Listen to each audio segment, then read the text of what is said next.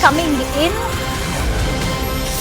India, as we are learning, has rejected the United States' remarks on CAA. It's gone on to say that these remarks have been misplaced and unwarranted remarks by the United States. Remember, it was just yesterday that the US State Department had gone on record to say that they'll be very closely observing the implementation of CAA. They have also touted it as an anti-minority, anti-Muslim law, and to which India has sharply reacted, saying that they have rejected Washington's remarks on CAA and that their observations are misplaced and unwarranted remarks by the United States. India has also gone on to say that the issue of CAA is an internal matter of the country. In fact, the MEA has called it misplaced and unwarranted, and this is the latest input that we are bringing to you. Remember, the Ministry of External Affairs has just had a press briefing in which they've gone on record to openly reject the remarks that have come in from the United States. The CAA has not just become a burning topic of discussion for the domestic politics of the country, but in fact, various countries have reacted, and that also includes the United States, which has gone on to say that they will be very closely observing the implementation of CAA in India. And they have also shared concerns about how this could be anti-Muslim, to which India has very sharply reacted, calling it an internal matter of the nation. In fact, for more details, let's quickly go across to our international news correspondent Abhishek Jha, who's joining me live. Abhishek, do shed light on what the MEA has gone on to say. Well, MEA has strongly criticized these countries who have been trying to, criticize or comment about India's internal affairs. The CAA Citizenship Amendment Act really doesn't snatch anything away from anyone, and the sources are telling us it is really a prerogative of any particular country to have its own citizen act, and that is what India is trying to follow. In fact, it is trying to get, some facilitation for those people who have been persecuted on the basis of their religious stand on their religious identity, especially the communities from Hindus, Sikhs, Christians, from neighborhoods, and the entire story is about the legacy issue that has been going on since the partition of India. So this is the chance of me, and they have also said that, especially commenting on the USA State Department's morning commentary, where spokesperson has said that they are concerned about India's CA. They have said clearly that lectures by those who have a limited understanding of India's pluralistic tradition and the region's post-partition history are based not attempted. And they have also said that the commentary are mostly misplaced, misinformed, and probably USA should hear to what India's commentary has been on those two, and they should first get understanding of the entire situation, and then only it will happen. All right. In fact, Abhishek, continue to stay with us. Let's also play out that reaction that has come in from the MEA spokesperson. Let's listen in. As you are well aware, the Citizenship Amendment Act 2019 is an internal matter of India and is in keeping with India's inclusive traditions and a long-standing commitment to human rights.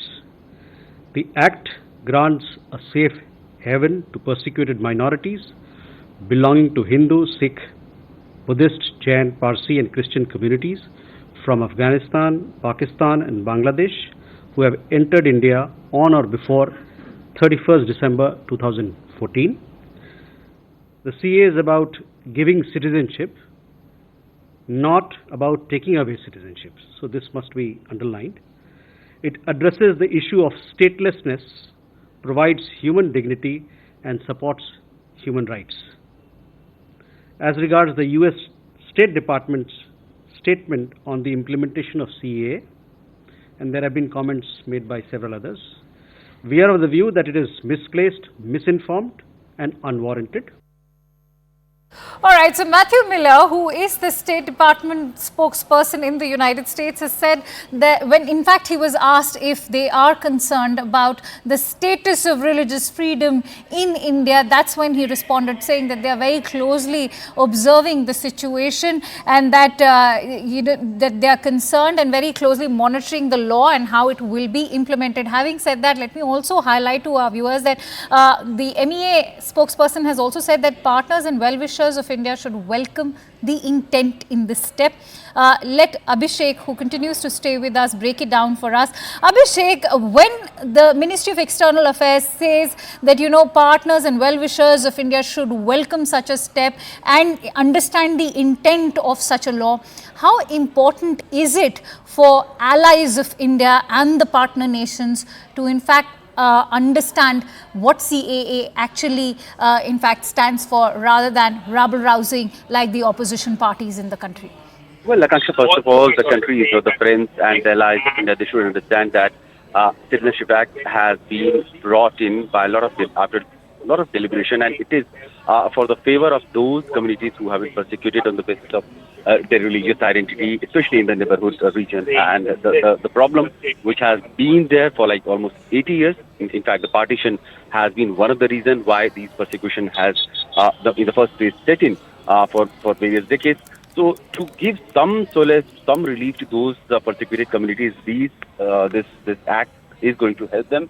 And also, these countries which are commenting on the CAA Act, mostly they have no locus standi also, because the Citizenship Act is mostly the prerogative of any sovereign country, and India has all the right and its good wisdom, it can make certain amendments or certain facilitation for a particular community, particular people, and there is nothing that some country should be worried or express their concern or should react about.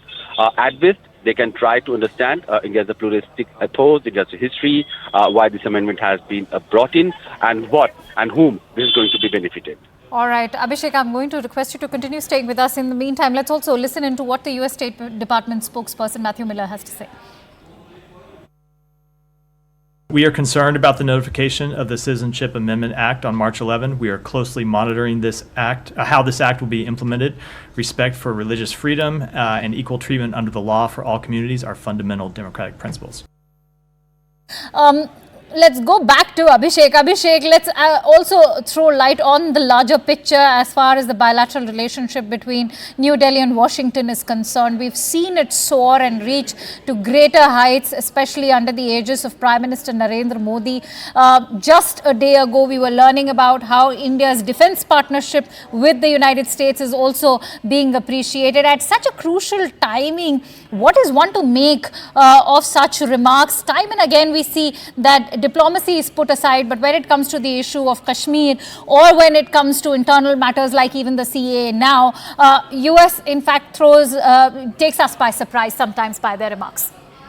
Well, we have seen many times in the past also US side reacting or commenting on issues like, as you mentioned, Kashmir, the issue of humanitarian issues and issues regarding minorities as well. And probably referring to that only, he said that the country should react or they should have any opinion only after understanding and studying the entire issue and aspect of the situation. And whatever commentary is coming, it is not based on facts, it is not based on the information. Talking about the entire bilateral relationship of India and USA, that is going very strong in the recent weeks and months. We have seen multiple high-level engagements also happening. Foreign ministers of these two countries have been continuously engaged on not only bilateral issues but also issues of global and regional security matters. Prime Minister himself was in Washington just a few months ago, and then there are multiple multilateral partnerships where these two countries have been coordinating various economic, strategic, and defense cooperation. But these are also the issues which has certain bearing on the domestic politics of certain countries, and that is the reference probably he was trying to make when he said that the domestic political issues should not govern any country's opinion. And when USA said that they are concerned about particular community or being indiscriminated without studying or going through the law or the Amendment Act, that is where it becomes really little misinformed what he referred to.